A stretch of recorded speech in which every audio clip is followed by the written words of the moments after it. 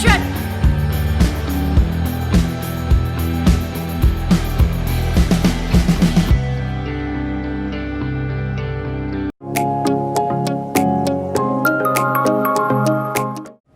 अस्सलाम वालेकुम नाजरीन, मैं हूं आपका होस्ट रमीज़ राजा। उम्मीद करता हूं आप सब खैरियत से होंगे। नाजरीन, आज हमारे इंटरव्यू में जो शख्सियत मौजूद है उनका ताल्लुक़ शोबिस इंडस्ट्री से है।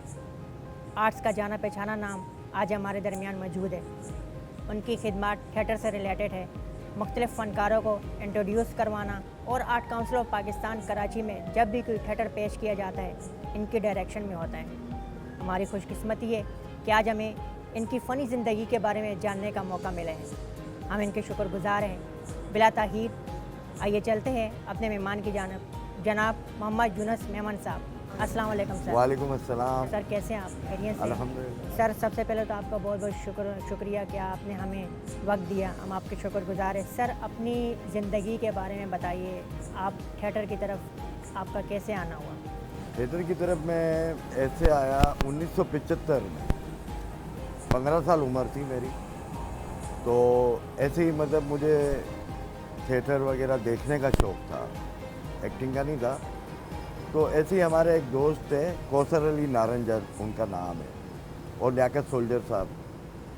ये जब मुझे मिले तो मैंने इनसे कहा कि यार मुझे देखना है ना, ये ड्रामा हो या कोई फंक्शन हो। तो उन्होंने कहा ठीक है, कल तुम आ जाना 7 बजे, हम तुमको ले जाएंगे, दिखाएंगे ना। जब वो मुझे लेकर गए वहाँ पर आदमजी ऑडिटोरियम, उस वक्त आदमजी ऑडिटोरियम पटेलपाड़ा में होता था। तो वहाँ जब मुझे लेकर गए तो वहाँ हमारे एक प्रोड्यूसर थे जिनका प्ले दूसरे दिन लगने वाला था, मेमनी प्ले, क्योंकि मेमनी ड्रामे ज़्यादा होते थे। और ड्रामा था कुर्बानी जो बकरो। तो उसमें उन्होंने कहा कि कौसर अली साहब से कि कुछ चंद गेट कीपर चाहिए जो गेट के ऊपर मैनेजमेंट के अंदर खड़े रहें। तो मुझे उनसे पूछा कि तुम यूनुस तुम करोगे? तो मैंने कहा कि वो देखने को मिलेगा। बोला हाँ, जब ज़ाहिर है तुम इसमें मैनेजमेंट में होंगे तो तुम देखोगे। तो मैंने हामी भर दी। फिर मैं दूसरे दिन मुझे फिर लेकर गए ये लोग। तो मैं वहाँ जाके ना मैं अपनी ड्यूटी देने लगे। तो फिर वो अपना मैनेजमेंट में मैं शामिल हो गया। बस वो मैनेजमेंट में शामिल होते होते एक ड्रामा था बारो वगीविया, आदम सुमरो साहब का, जो हमारे सीनियर है, अल्लाह उनकी मग़फ़िरत करे। उनका एक ड्रामा था, उसके अंदर एक करैक्टर था जो किसी और प्ले में चला गया। तो उसमें उन्होंने कहा कि जी इस करैक्टर के लिए किसी को बुला लेते हैं। तो उन्होंने कहा कि एक जो है करैक्टर, मतलब जो लड़का खड़ा हुआ है उसको बुला लेते हैं। तो बोला यार ये तो अभी 2-4 दिन हुआ आया, ये कर सकेगा? तो कह रहा कि मेरी गारंटी है। इब्राहिम साजन साहब ने, हमारे अदाकार थे, बहुत ज़बरदस्त विलन का काम भी, हीरो का काम करते थे वो, मेमनी ड्रामों के बेहतरीन आर्टिस्ट इब्राहिम साजन। उन्होंने ये आदम सुमरो साहब से कहा कि जी ये मेरा काम है, मैं इसको ट्रेन करके आपके पास ले आऊँगा। बहरहाल उसने मुझे बताया डायलॉग्स वगैरह ये सारी चीज़ें। तो कुछ मूछें लगा दी और तिल लगा दिया और एक थोड़ा सा गेटअप कर दिया मोहल्ले के गुंडे लड़के का। वो मैंने कर लिया। जब किया तो मुझे दूसरा ड्रामे के ऑफ़र आ गई। रज़ा राजू मरूम थे उसमें, अल्लाह उनकी मग़फ़िरत करे, सुपर स्टार थे, सिल्वर जुबली में भी काफ़ी सक्सेस हुए। तो वो गुलाम मोहम्मद मेघानी साहब थे उसके डायरेक्टर। उन्होंने मुझे कहा कि तुम मेरे ड्रामे में काम करोगे। वो भी मेमनी था। तो उसमें भी मैंने काम किया। जब देखा कि 3-4 ड्रामे एक साथ आ गए तो फिर वो मैंने सिर्फ एक ड्रामा और किया जो बहुत ही बड़े, मतलब हमारे राइटर डायरेक्टर एक्टर हैं, उस्मान मेमन साहब। तो उस्मान मेमन साहब, मैंने कहा उनकी सोबत में रहूँगा, उनके साथ बैठूँगा तो और कुछ सीखने को मिल जाए, क्योंकि मुझे प्रोडक्शन का बड़ा शौक़ था कि मैं कुछ करूँ, कुछ आगे काम करूँ। एज तो नहीं थी इतनी, लेकिन ये कि अल्लाह की मदद शामिल थी। तो अपनी माँ की दुआओं से तो मैं आगे बढ़ गया। और मैं फिर इसके बाद जब उस्मान भाई का ड्रामा सिलियो सलमानों में सालगिरह की एक सीक्वेंस थी, उस सीन के अंदर मैं खाली बैठता था, वो परफॉर्म होता था, उसके अंदर सालगिरह अटेंड की बच्चों में। तो वो ड्रामा करने के बाद मैंने माजरत कर ली। तो फिर मुझे कमर्शियल ड्रामे 76 के अंदर जब शुरू हुए तो मैं मैनेजमेंट में ही रहा, लेकिन 76 के अंदर एक ड्रामा हुआ बायोनिक सर्वेंट, मोइन अख्तर साहब का कमर्शियल प्ले। उसमें मुझे कहा गया कि जी आप हमारे काउंटर को विंडो वगैरह संभालें ना, बुकिंग वगैरह। मैंने कहा चलें, ये भी एक प्रोडक्शन का हिस्सा है। मैं उसमें शामिल हो गया और फिर मैं बुकिंग क्लर्क बना।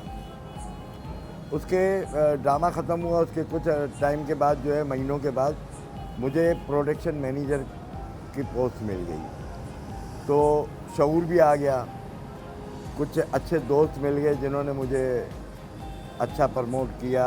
कुछ कोई स्पेलिंग मिस्टेक होती थी तो उसके अंदर हिसाब किताब के अंदर समीउद्दीन साहब थे मेरे इस काम के उस्ताद। तो ये सब चीज़ें करने के बाद मैं प्रोडक्शन मैनेजर बन गया। ड्रामों की बड़ी भरमार होती थी आजमजी हॉल में, एक लगता था दूसरा, और 15-15 दिन के ड्रामे, 20-20 दिन के ड्रामे होते थे। मोइन अख्तर साहब 79 में, फिर उमर शरीफ साहब आ गए। वो जब इंटर हुए 79 में, तो उस वक्त भी मैं प्रोडक्शन मैनेजर ही था। तो वो बड़ा ही टैलेंट के साथ, वो वाहिद एक एक्टर ऐसा है माशाअल्लाह, अल्लाह उन्हें ज़िंदगी सेहत दे। उन्होंने मोइन अख्तर के एक ड्रामा बहरूपिया मोइन अख्तर, जो उन्होंने ही लिखा था खुद, और न्यू पहली दफ़ा काम करने आए थे उमर भाई, तो उसके अंदर वो ड्रामा जो था बहरूपिया मोइन अख्तर, वो सक्सेस हो गया। तो ये वाहिद एक्टर है जो दुनिया में मशहूर हुआ, और ड्रामे के अंदर एक ही दिन में मशहूर हुआ उमर शरीफ साहब, और वो ड्रामा काफ़ी, और थिएटर को एक सक्सेस पन आ गया, और सारी चीज़ें मतलब काफ़ी पॉपुलर हो गया। और फिर काम चल पड़ा, मोइन अख्तर, उमर शरीफ, उनके ड्रामे चलते रहे, हम साथ काम भी करते रहे। इसी दौरान PTV पे मैं जाता था कासिम जलाली साहब के पास। तो जब कासिम जलाली साहब के पास जाने लगा तो एक ड्रामा था वक्त का आसमान, उन्होंने कहा कि ये कर ले। मैंने कहा मुझे शौक़ ही नहीं है अदाकारी का। उन्होंने कहा तू कर ले, ये रोल था। तो सुबानी भाई यूनुस साहब, गुलाब चांदियो साहब, और इस तरह का एक सीक्वेंस था। उसके अंदर एक सीन था, मजदूर का रोल था, जो आउटडोर वगैरह भी किया मैंने। तो वो ड्रामा ऐसा था कि हिरोशिमा पे बम गिरा था, वक्त का आसमान ड्रामे का नाम था। उसके अंदर मैंने काम किया, तो बड़ा अल्लाह ने इज़्ज़त दी, और अल्लाह ने ही करवाया। मतलब हमारे क्या, हम तो स्टूडेंट थे, स्टूडेंट हैं, और स्टूडेंट ही रहेंगे, सीखते ही रहेंगे, क्योंकि ये ऐसा काम है, शोबिस का, थिएटर हो या TV हो या जो भी का फिल्म हो, ये सीखना होता है। सर, एक थिएटर कितना ज़रूरी है एक फ़नकार के लिए, आप इसके बारे में क्या कहना चाहेंगे? देखिए, आप एक तो सबसे पहला होता है आपका शौक़ और करने का जज्बा। ये सारी चीज़ें जो है वो शुरू से जो थिएटर के हवाले से चली आ रही है। इसके अंदर आपको स्क्रिप्ट जब दिया जाता है तो आप डायलॉग याद करते हैं, उसमें रिहर्सल होती है। कोई 15 दिन भी कर लेता है, कोई 1 महीना भी करता है, कोई 10 दिन की रिहर्सल भी। ये मस्त होता है जब आप उसमें इंटरेस्ट लेंगे, टाइम का ख्याल करेंगे, और टाइम की पंक्चुअलिटी के साथ आप अपने काम के अंदर शामिल हो जाएंगे, तो आपको एक उस्ताद की ज़रूरत लाजमी पड़ती है, जो सीनियर होता है। जैसे समदयार खान साहब, हमारे मरहूम, अल्लाह उसकी मग़फ़िरत करे, थिएटर का बेहतरीन जिसको कहते हैं ना डायरेक्टर, समदयार खान साहब थे। उनके कई शागिर्द हैं, आज भी काम कर रहे हैं, PTV पे भी काम किया लोगों ने। तो मैं उनको सिर्फ रिहर्सल में जाके छुपके से बैठ जाता था, क्योंकि वो अलाउ नहीं करते थे कि जी जाएँ। मैं खामोशी से बैठ के उनको चेक करता था, और फुट वर्क चेक करता था, क्योंकि जो डायरेक्शन और इस टाइप का जो काम होता है, और एक्टर के लिए सबसे पहले होता है फुट वर्क। आपका फुट वर्क अच्छा है, आपके अंदर शौक़ है, टाइम की पाबंदी का ख्याल है, फिर और डायरेक्टर से पूछना कि इसके अंदर क्या ड्रेस पहनना है, ये सारी चीज़ें आपके अंदर ये सब सलाहियतें होगी, तो आप बेधड़क आ जाएंगे। फिर आपको एक अच्छा राइटर, एक अच्छा डायरेक्टर मिल जाएगा, तो थिएटर के लिए आसानी हो जाती है। सर, अगर थिएटर इतने ही ज़रूरी है, तो ये जो मॉडलिंग के थ्रू लोग आ रहे हैं, इनके बारे में आप क्या कहना चाहेंगे? देखें, जो थिएटर पहले होते थे ना, कि मतलब जैसे 76 से तकरीबन 2003 तक। वैसे तो 92 में थिएटर का जो है ठहराव आ गया था। हमारे आदमजी हॉल भी, फिर रेक्स रियो आ गया, उसमें थिएटर होते रहे। लेकिन 92 के बाद क्योंकि उमर शरीफ साहब चले गए लाहौर, वो फिल्म इंडस्ट्री में, अब वो जो बकाया थिएटर था वो लियाकत सोल्जर, अल्लाह उसकी मग़फ़िरत करे, शहजाद रज़ा, सिकंदर सन, ये लोग जो है मिल के काम करते थे और थिएटर को चलाते रहे। लेकिन एक दौर ऐसा आ गया कि वो थिएटर जो है ना फिर बंद हो गया। उसके बाद एक ऑडिटोरियम और खुला, उसके बाद जो है वो काम शुरू हुआ, तो फिर उसके अंदर जो है 2002 में 3 में फिर ड्रामे ने अपना एक उरूज पकड़ा, लेकिन वो कम अरसे तक। उसके बाद यहाँ art council of Pakistan Karachi में ओपन एयर थिएटर के अंदर एक ही ऑडिटोरियम, और एक ऑडिटोरियम एयर कंडीशन 1 जिसे कहते हैं, तो उसके अंदर ये जो है ये हमारे जो अवामी थिएटर जो होता था, कमर्शियल जिसे कहते थे, वो ड्रामे हमारे ओपन एयर में होते थे। फिर वो कुछ ऑडियंस की मसरूफियात, फिर वो इतने चैनल्स वगैरह ये वो सारे, और पीटीवी के ड्रामे, और ये सारे ड्रामे देख के तो फैमिलीज जो है ना वो निकलती नहीं थी। और फिर कुछ इस तरह के जुमले भी आ गए थिएटर के अंदर कि बहुत से अपनी फैमिली को लाने से गुरेज करते थे। बाकी मॉडलिंग की जो आप बात कर रहे हैं, तो वो ये मॉडलिंग के अंदर इसलिए चले गए बहुत से लोग कि जी कोई खूबसूरत लड़का है, उसको किसी का एडवर्टाइजिंग कंपनी ने ऑफ़र कर दी तो वो चला गया, तो वो समझता है कि सारी चीज़ें यही सब कुछ है। हालांकि ऐसा नहीं है। आपका पहला स्टेप थिएटर है, इसके अंदर आपका कॉन्फिडेंस बढ़ता है। थिएटर करने वाला जो है ना ओवर कॉन्फिडेंस हुआ तो चला गया, वो गिर गया। कॉन्फिडेंस से काम करेगा तो वो आगे बढ़ता जाएगा और सीनियरों की इज़्ज़त करेगा, और काम में बिल्कुल ही मेहनत करेगा ना, वो कभी पीछे नहीं होगा। तो ज़ाहिर है वो उनकी सोच है मॉडलिंग की।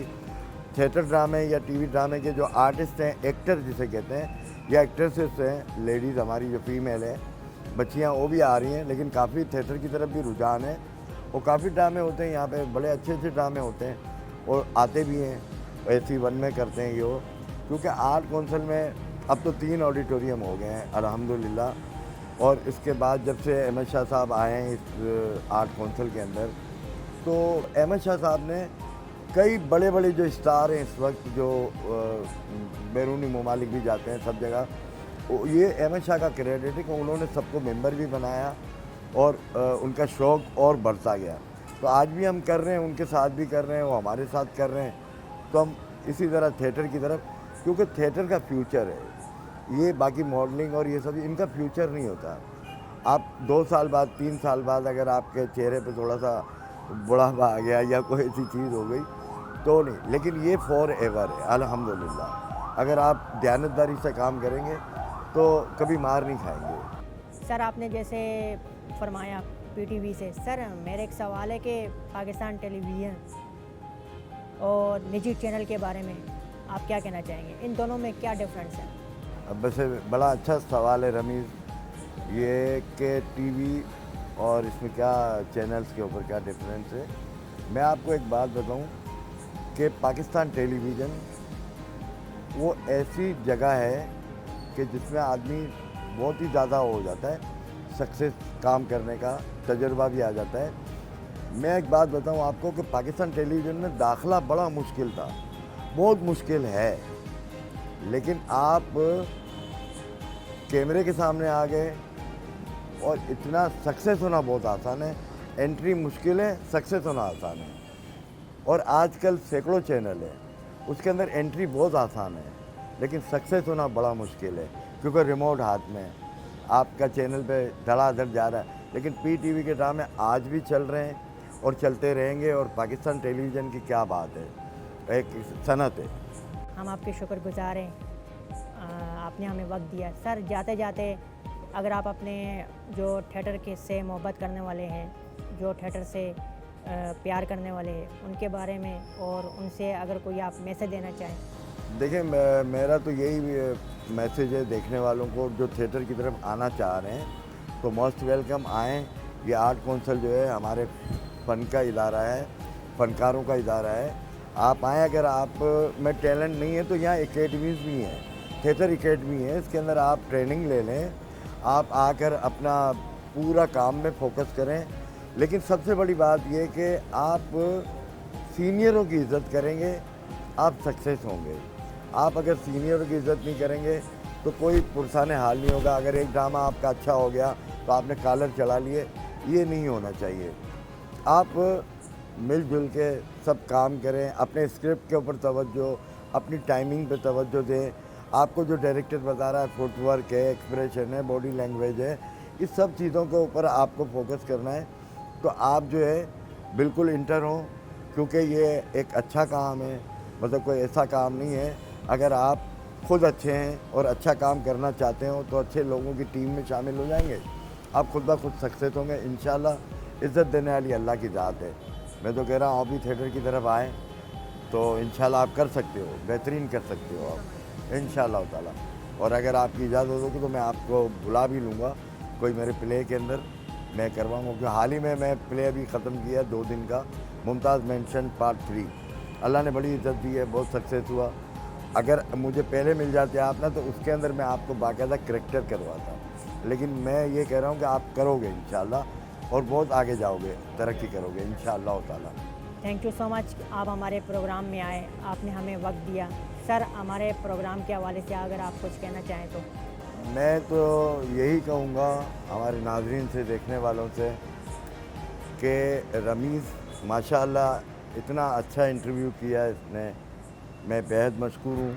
और आप लोगों से ये रिक्वेस्ट है कि आप लोग जितने भी जो लोग देख रहे हैं चैनल को रमीज़ के, उसको सब्सक्राइब करें, लाइक करें, शेयर करें, जितना हो सके इतना लाइक करें और सब्सक्राइब करें। तो बस ये मैं सबसे एक रिक्वेस्ट करता हूँ देखने वालों से।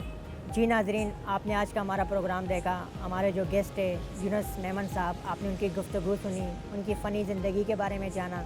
यकीनन आपको ये प्रोग्राम पसंद आया होगा। नाजरीन, आपसे जाते जाते एक छोटी सी रिक्वेस्ट है कि हमारे चैनल को सब्सक्राइब करें, लाइक करें, शेयर करें और कमेंट्स करके हमें बताएं। इंशाल्लाह ज़िंदगी रही तो फिर कभी एक नए टॉपिक के साथ और एक नई गेस्ट के साथ दोबारा हाजिर होंगे। तब तक के लिए अपने मेज़बान रमीज़ राजा को इजाज़त दीजिए। खुदा हाफिज़।